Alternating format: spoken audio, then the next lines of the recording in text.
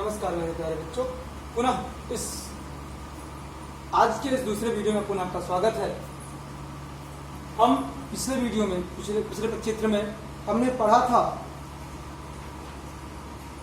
वाक्य विचार, जिसमें पढ़ रहे हैं हम पाठ 5 वाक्य विचार, जिसमें हमने आपको यह बताया था कि वर्णों के मेल से शब्द और शब्दों के मेल से वाक्य और वाक्यों के मेल से भाषा बनती है। और हमने पढ़ा था कि वाक्य कहते किसे हैं। अब इस पाठ में हम वाक्य के अंग पढ़ेंगे। इस वीडियो में हम वाक्य के अंग पढ़ेंगे। वाक्य के अंग में पहला अंग हमने पढ़ा था उद्देश्य, जो पिछली कक्षा में पिछले वीडियो में हमने पढ़ा कि जिसके बारे में कुछ कहा जाता है वो सूचित करने वाले को अर्थात सूचित करने वाला अर्थात करता, उसको उस शब्द को क्या कहते हैं? उद्देश्य कहते हैं। जैसे विराट पतंग उड़ा रहा है, अगर विराट पतंग उड़ा रहा है तो उसे हम कहते हैं विराट क्या हुआ? उद्देश्य हुआ। अब उसी प्रकार से अब हम आते हैं विधेय पे। विधेय क्या है आखिर? विधेय है कि उद्देश्य के द्वारा किया गया कार्य विधेय कहलाता है। उद्देश्य के द्वारा किया गया कार्य विधेय कहलाता है। जैसे विराट पतंग उड़ा रहा है, उद्देश्य जो कार्य कर रहा है, यहां हमको समझने की थोड़ी सी आवश्यकता है कि जिस कार्य को जो शब्द जिसके माध्यम से हो रहा है, जिसके माध्यम से जो कार्य हो रहा है वह शब्द क्या है? उद्देश्य है। और जो कार्य किया जा रहा है वह कार्य क्या है? विधेय। अर्थात पूरा वाक्य कितने भागों में बट गया? दो भाग। कौन कौन से? उद्देश्य और विधेय। तो उद्देश्य के द्वारा किया गया कार्य विधेय कहलाता है। इसे विराट पतंग उड़ा रहा है। हमने इसीलिए उदाहरण को सेम एक ही उदाहरण को हमने दोनों में लिखा ताकि समझ आए। तो विराट यहाँ पे उद्देश्य बन गया, उसके बाद जो बचा वो क्या हो गया? विधेय हो गया। मेरे प्यारे बच्चों, याद रखना इन दोनों में बिल्कुल थोड़ा सा अलगपन है कि ये एक दूसरे के पूरक हैं। विधेय कर्ता के बाद का जो वाक्य है अर्थात क्रिया, और उद्देश्य जो करता है। ठीक है, अब आते हैं हम जैसे एक और अगर हम उदाहरण ले लें कि प्रियंका के द्वारा प्रियंका अभिनय कर रही है। एक वाक्य है प्रियंका अभिनय कर रही है, तो उसमें उद्देश्य कौन होगा? बिल्कुल प्रियंका होगा, और विधेय अभिनय कर रही है। तो यह है उद्देश्य और विधेय। अब थोड़ा सा इसमें और है कि उद्देश्य का विस्तार। कभी कभी कोई वाक्य आता है आपके सामने कि छोटी लड़की दूध पी रही है, या थोड़ा सा यहाँ पे हम और बढ़ा देते हैं, विराट पतंग उड़ा रहा है। अब यहाँ पे कह रहे हैं कि मोटा, यहाँ पे थोड़ा सा मोटा विराट पतंग उड़ा रहा है। अब आप कहेंगे कि सर यहाँ पे मोटा जो है वो उद्देश्य है विधेय? बिल्कुल। तो यहाँ पे उद्देश्य का विस्तार हम पढ़ेंगे। उद्देश्य का विस्तार अर्थात जो उद्देश्य, जो शब्द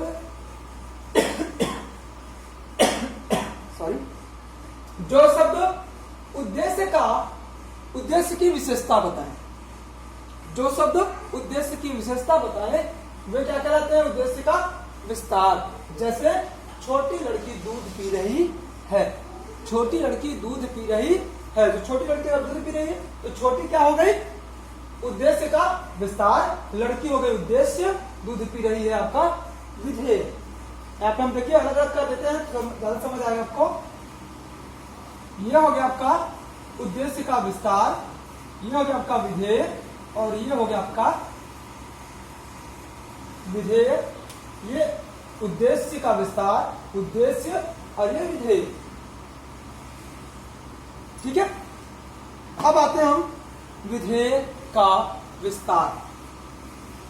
विधेय का विस्तार, अभी ये उद्देश्य का विस्तार था, अब विधेय का विस्तार। अब विधेय के विस्तार में मूल विधेय को पूर्ण करने के लिए वाक्य में कुछ शब्द प्रयोग किए जाते हैं। मूल विधेय अर्थात जैसे कि दूध पी रही है, समझ आते हैं, जैसे दूध पी रही है, ये आपका मूल विधेय हो गया। अब मीठा दूध पी रही है, तो अब मीठा जो हुआ वो विधेय का विस्तार बन जाएगा। थोड़ा सा देख लेते हैं कि मूल विधेय को पूर्ण करने के लिए, उसको पूर्ण करने के लिए वाक्य में कुछ शब्द प्रयोग किए जाते हैं। ये शब्द विधेय का विस्तार कहलाते हैं। जैसे नीरज अपनी साइकिल से विद्यालय जाता है। नीरज क्या हो गया? विधेय। अपनी क्या हो जाएगा? विधेय का विस्तार। साइकिल से विद्यालय जाता है, आपका हो जाएगा विधेय। अगर हम इसी शब्द को ले लें, इसी वाक्य को ले लें, छोटी हो गया आपका विधेय, उद्देश्य का विस्तार। लड़की आपका हो गया आपका उद्देश्य। और गाय का दूध, तो गाय का हो जाएगा आपका विधेय का विस्तार। दूध पी रही है, आपका हो जाएगा विधेय। अब जहां तक है आपके संदेह बिल्कुल क्लियर होंगे, कोई यहाँ पे अकिंचन नहीं होगा कि आपको समझने में कोई कठिनाई नहीं होगी। ये इस तरह से ये वाक्य है, वाक्यों का जो विस्तार होता है, इसी में आता है एक वाक्य विग्रह। वाक्य विग्रह।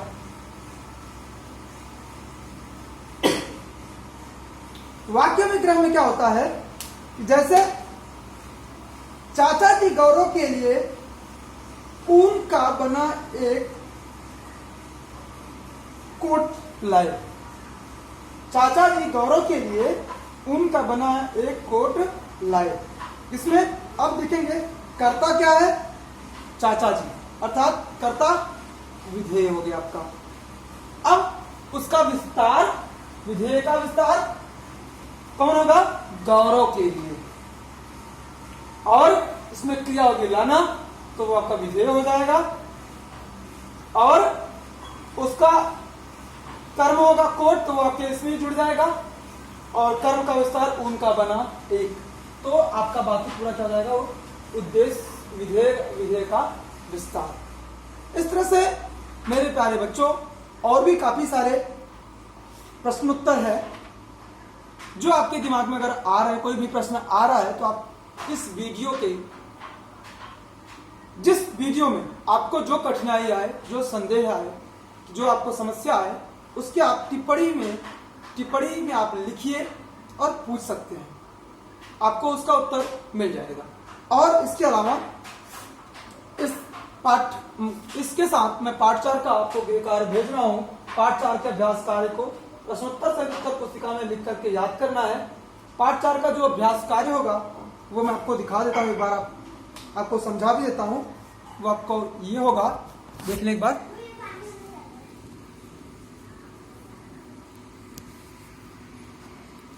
पहला है समान अर्थ रखने वाले शब्द कहलाते हैं। वो पहले आपका क्लियर होगा, समान अर्थ कौन रखता है? पर्यायवाची। मछली का पर्यायवाची शब्द क्या होगा? नृप माने राजा होता है, नीरज माने कमल होता है, मीन माने होता है मछली, तो मछली का पर्यायवाची होगा मीन। दूध, पानी तथा अमृत शब्द अनेकार्थी हैं। दूध माने भी, दूध, पानी और अमृत, ये तीनों किसके अनेकार्थी हैं? एक शब्द उसका अनेक अर्थ। तो मधु माने होता है शहद, सूत माने होता है पुत्र या सूत्र।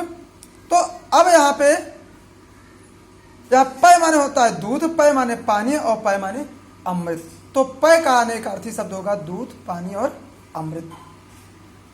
जिसका कभी नाश न हो उसे क्या कहते हैं? तो आगे अजय माने होता है जिसे कभी जीता ना सके, असाध्य माने जो कभी साधा ना सके, और अनस्वर माने जिसका कभी नाश न हो। तो अनस्वर इसका सही होगा। तो क में होगा आपका पर्यायवाची, ख में होगा आपका मीन, घ में होगा आपका पय, ग में होगा पय, और घ में होगा आपका अनस्वर।